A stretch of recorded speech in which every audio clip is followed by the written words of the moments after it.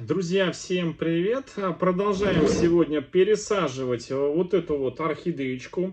Напомню, что в предыдущем видео про пересадки этих орхидей мы пересаживали вот эту вот черную орхидею в двухкомпонентный бюджетный грунт, состоящий из керамзита и кокосовых чипсов с дополнением вот такого вот фитиля из мха сфагнума. То есть самый оптимальный уход для ленивых архаманов.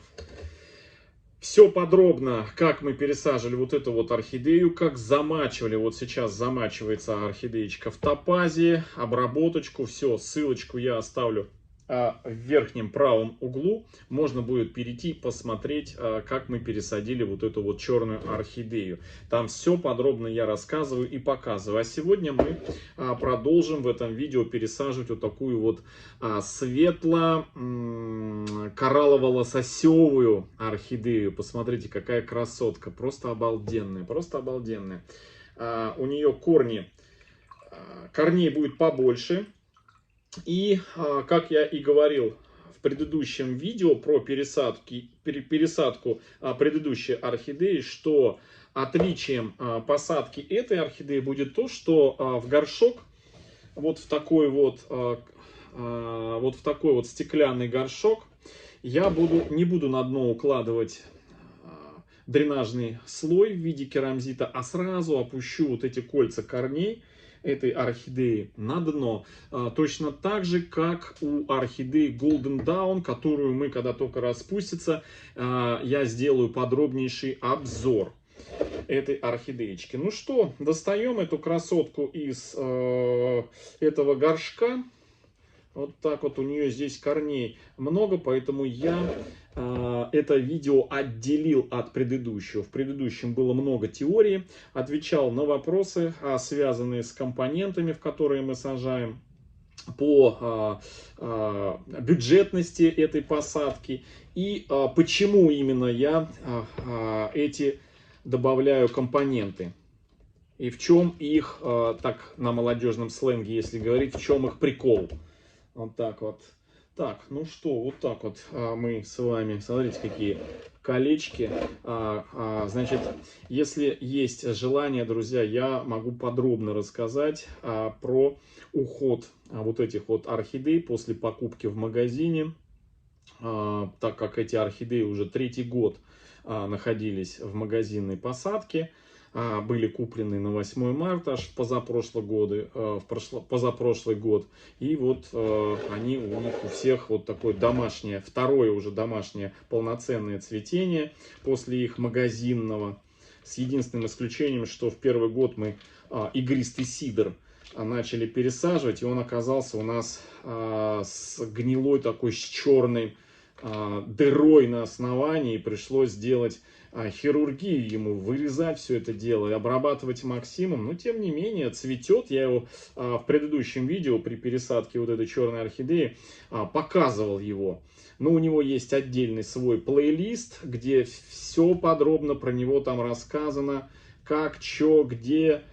Поэтому можете зайти в раздел плейлистов и, собственно, найти плейлист, который называется орхидея игристый сидр, Sparkling Cider, и посмотреть историю. И там подробно, кстати, я показываю, как я скальпелем срезаю у орхидеи, вырезаю вот это вот кариес, черное дупло на основании. Очень распространенная болячка, от которой, собственно говоря, новичку сложно избавиться, но можно. Так, ну что, зачищаю. Тут корней много, но большой минус то, что, знаете, часть корней сверху вот здесь вот пересушена, друзья. Значит, сверху они нету веломена, вот прям одни эти, скажите, видите, как их называют, вот это внутренний стержень, а веломен сгнивший. Но дальше многие идут с хорошими корнями. Но я сейчас совсем плохие срежу. Вот так вот срежу. Там, где слишком большие участки корней у нас уничтожены, я их тоже удалю. Потому что нам не нужны в горшке, тем более в закрытой системе, корни, которые повреждены. Вот тоже хороший такой корень, он и вниз пошел, и вверх пошел, такой хороший корешок. И он у нас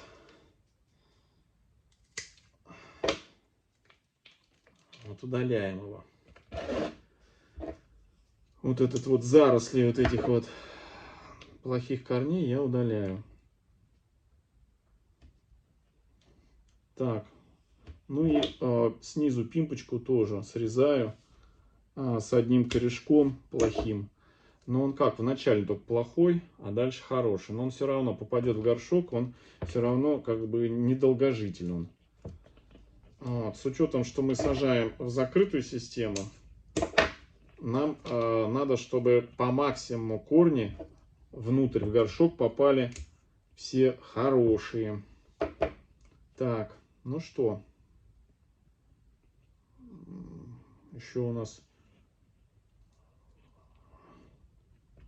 много корней, видите? Ну, здесь большинство, конечно, знаете, какие корни? Что вот один корень взял и сразу несколько оборотов вот так сделал. И кажется, что это много корней, а на самом деле это просто один длинный корень.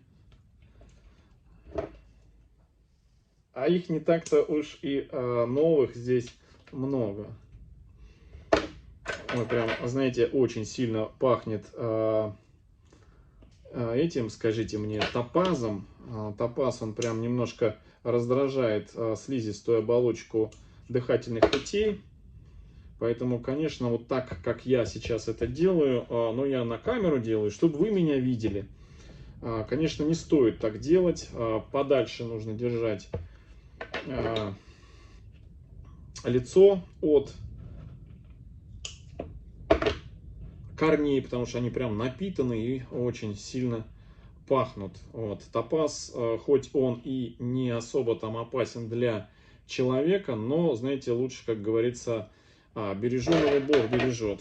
Вот. Так, все, вот это вот мы убираем. Нижний листик, вот этот, удаляем. Он нам здесь совсем не нужен, тем более, что он уже стал отгнивать. Вот. Вообще орхидея, конечно, напрашивается на разделение на две, на пенек и на верхнюю часть. Но, друзья, к сожалению, у пенька здесь пока что я не вижу листьев. Нам нужно, чтобы эта орхидея немножко поросла еще чуть-чуть, и я бы ее потом в будущем, возможно, бы отсоединил бы где-то вот примерно вот так вот, может быть, а то, может быть, даже и выше, еще вот так вот. Но для этого нам нужны еще воздушные корни, этих мало. Вот.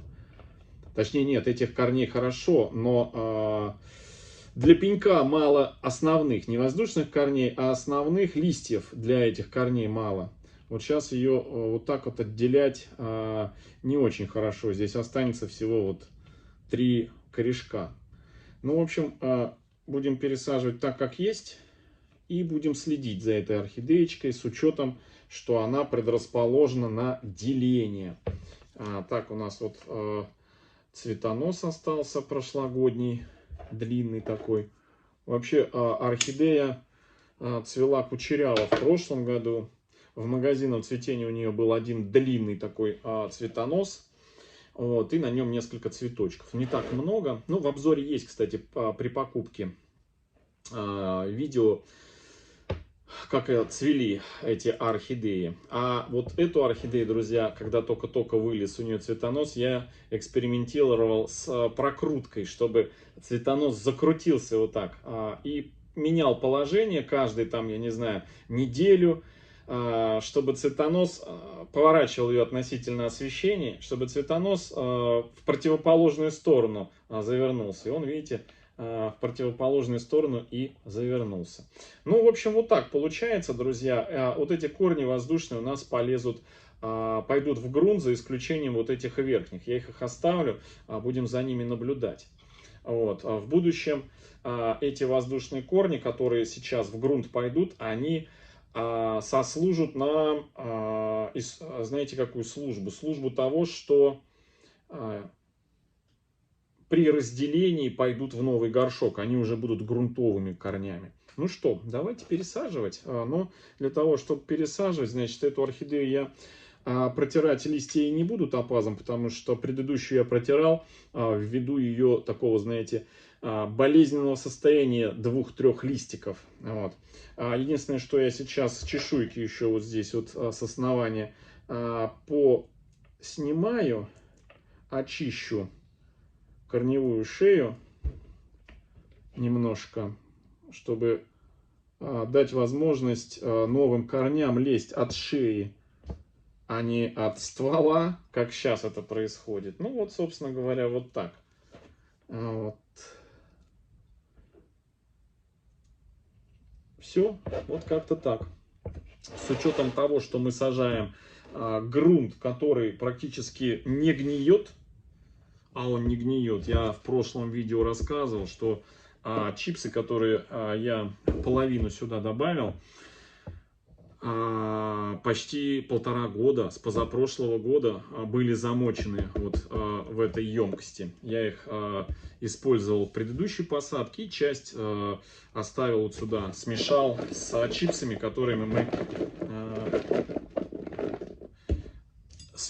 которые я уже успел в этом году купить в Леруа Мерлене. Размешал. Так, ну что, давайте фитиль поместим сюда. Фитиль из АМХ сфагнума.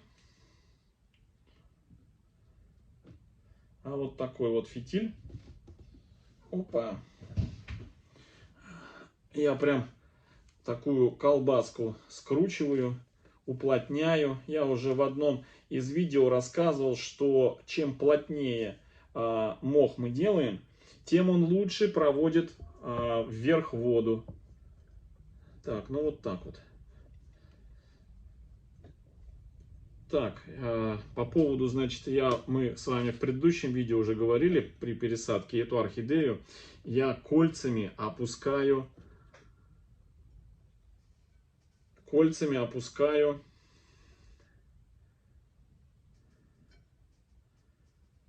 на дно. Так. Так. Заправляем. Все аккуратненько. И начинаем пропихивать орхидею по кругу, знаете, как обруч на дубовую бочку одевают. То есть по кругу вот так вот бочка и обруч, да, и по кругу этот обруч тык-тык-тык-тык-тык-тык, и он вниз опускается. Вот так и корни эти. По кругу я по чуть-чуть начинаю их пропихивать. Потому что если с одной стороны где-то сильно их тянуть, то можно попереломать. Поэтому мы их аккуратненько по кругу, по чуть-чуть, с каждой стороны вниз, вниз, вниз, вниз, вниз. И в итоге они у нас оказываются внизу. Вот так вот. Примерно это выглядит. Вот. И вот на такую глубину. Так, друзья, сейчас я вам поближе это все сделаю. Опа, вот так вот. И будете наблюдать. Так, ну вот так это все у нас получается. И теперь начнем орхидеечку засыпать потихонечку. Ну, можно, кстати, чтобы там внизу у нас были воздушные карманы, кинуть керамзитинки покрупнее. Они как раз на себе остановят опускание вниз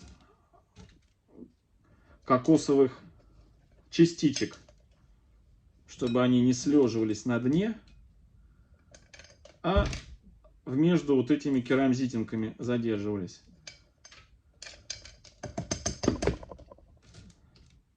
Так. Так.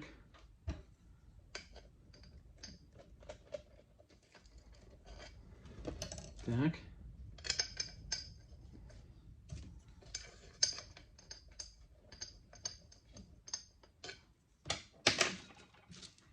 Так, ну, собственно, вот так, наверное, да? Что там с вашей стороны? А, вот здесь надо накидать керамзитинок.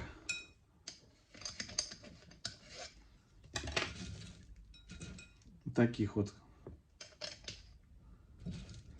Ну, а теперь можно переходить уже к смешанному грунту. Вот так вот. Как-то нам его изловчиться.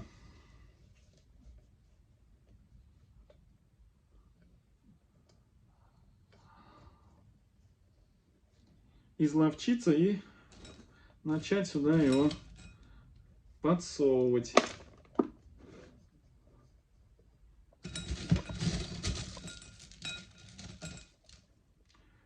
Опа.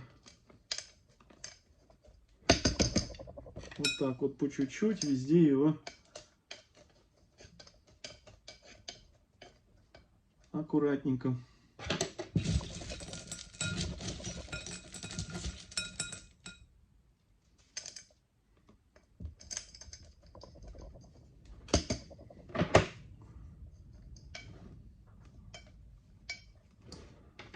Так, с этой стороны под листиками. Можно было бы, кстати, вот этот листик удалить, самый нижний. Но мы один удалили, а вот этот вот оставили. Ну, пускай. Пусть орхидея из него заберет все соки. Так, что-то я слишком керамзита много добавил в посадку. Поэтому я сейчас еще чипсов кину сюда. Вот так вот. Да.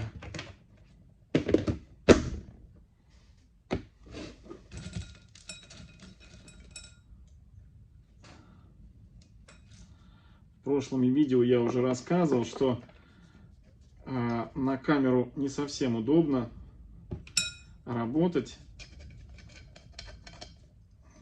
Ну, что не сделаешь для того, чтобы вы все видели, как это все происходит. В этой посадке, кстати, из-за того, что орхидея крупная по отношению к предыдущей такой же посадке, значит, крупная орхидея, и у нее много листьев, видите? Много листьев. Поэтому я ее немножко ниже сажаю, так, чтобы нижние листья легли на край горшка, чтобы она немножко уперлась, потому что в отличие от предыдущей вот орхидеи, там всего раз, два, три, всего 4 листика, всего 4 листика. У этой орхидеи у нас раз, два, три, 4, 5, 6, 7, 8, 9, 10. 10 листьев, то есть есть разница, да? Поэтому над грунтом, над горшком, когда большое количество такое будет, она будет неустойчивая. А вот когда вот в такой посадке, она сама сидит, видите? Мы сейчас просто заполним где-то где-то вот до 2 сантиметров до края горшка грунтом, и все. И прям будет оптимально все. Вот. Ну что, продолжаем. Вот, потихонечку наполнять.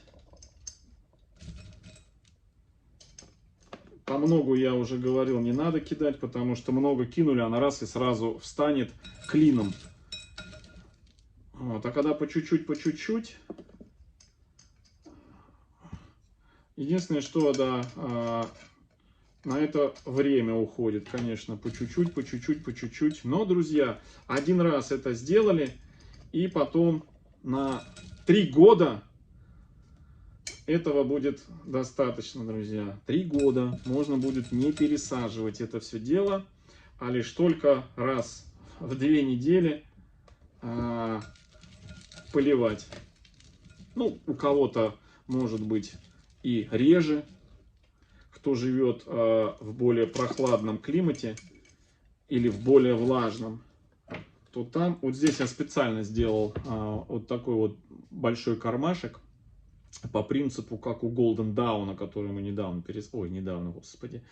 прошлом году пересаживали, а сейчас он вот с такими корнями там внизу прям вот так вот все зарастил, вот эти вот воздушные эти продухи. Тем самым орхидея не вылезла из горшка у нас.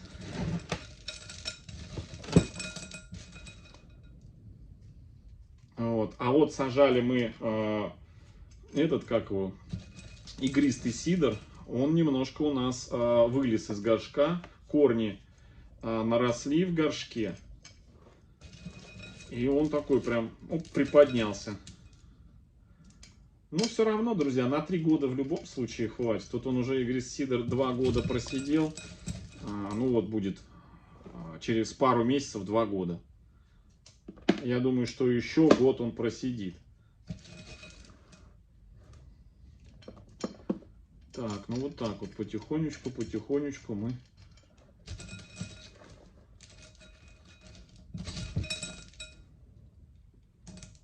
по чуть-чуть пропихиваем. Уже не пропихивается, потому что уже орхидея как бы застопорилась там. И теперь под листики вот так вот аккуратненько. Хочется быстро, друзья, но быстро нельзя. Быстро нельзя. Хотя есть посадки и варианты посадок, когда просто взял, засыпал. Например, вот когда мы с вами сажали просто в керамзит. Да, вот, актуальный грунт для мокрых пяточек. Керамзит, да, раз. Для влажных, малосолнечных регионов, 2. Да и влажных много солнечных регионов, вот, керамзит. Но для моего климата, конечно, керамзит не очень. Я уже снимал видео, было видео у нас отдельно. Есть плейлист орхидеи в керамзите, и отдельное видео я буквально недавно снимал. И аргументированно рассказывал, почему я перестал сажать в керамзит в очень хороший грунт. Но зато для многих тысяч архаманов мы на нашем канале раскрыли эту возможность, кто не мог подружиться с корой. Вот. Сейчас много архаманов, которые сажают в керамзит, и ютуберов, которые сажают в керамзит, снимают видео, вот, делятся своим опытом в керамзите. Вот, например, друг нашего канала, Оленька, орхидейная душа, живет в Питере и сажает в керамзит. Прям вообще молодец, хорошо у нее это все дело получается. Так, ну все. Вот так у нас вот все это дело получилось. Чуть я с вами увлекся, вы меня отвлекли, и я чуть не переборщил. В общем, хотел, чтобы это немножко у нас грунт остался пониже от края горшка. Ну вот, все. Вот так у нас все это дело получилось. Сейчас я покажу вам поближе. Вот так вот, друзья. Значит, смотрим, какая красота, какая красота. Поливаться это будет уже сразу, можно изначально, друзья, поливать поверху, просто сверху лью, чтобы вода просачивалась не по краю горшка, а прям вот по корням вот здесь вот просачивалась. Кстати, можно кокосовыми чипсами вот эти вот присыпать воздушные корешки сами по себе, чтобы они у нас не пересыхали. Мхом можно, кстати, накидать. Но мох он тянет, когда его мало, он тянет из корней влагу. А кокосовые чипсы они не тянут.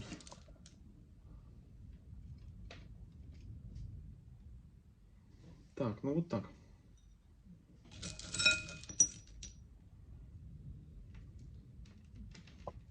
Ага.